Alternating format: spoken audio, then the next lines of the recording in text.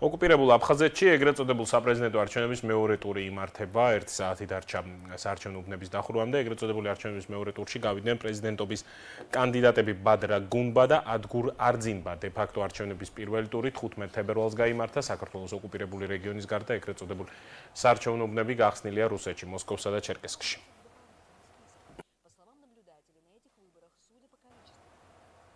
აფხაზეთის ოკუპირებულ ტერიტორიაზე მიმდინარე ეგრეთ წოდებული არჩევნების მეორე ტურს აფხაზეთის ავტონომიური რესპუბლიკის მთავრობის თავმჯდომარე არალეგიტიმურს უწოდებს ლევან კალობლიშვილის განცხადებით ეგრეთ წოდებული არჩევნები საქართველოს სუვერენიტეტისა და ტერიტორიული მთლიანობის წინააღმდეგაა მიმართული. კალობლიშვილის საკითხს ჟენევაში მოლაპარაკების 63-მე რაუნდზე დააყენებს. აფხაზეთის დროებით ოკუპირებულ ტერიტორიაზე მიმდინარე ეგრეთ წოდებული არჩევნები არის არალეგიტიმური პროცესი, რომელიც ეწინააღმდეგება საქართველოს სუვერენიტეტს და ჩვენი პარტნიორი ქვეყნები ამას გასცემენ სათანადო პოლიტიკურ პასუხს და განაგრძობენ ჩვენი პოლიტიკის მხარდაჭერას.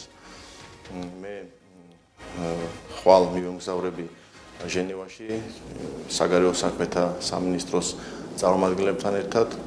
ეს არის ჟენევის 63-მე რაუნდი სამშვიდობო მოლაპარაკებების და ეს საკითხი იქ იქნება ერთ-ერთი მთავარი.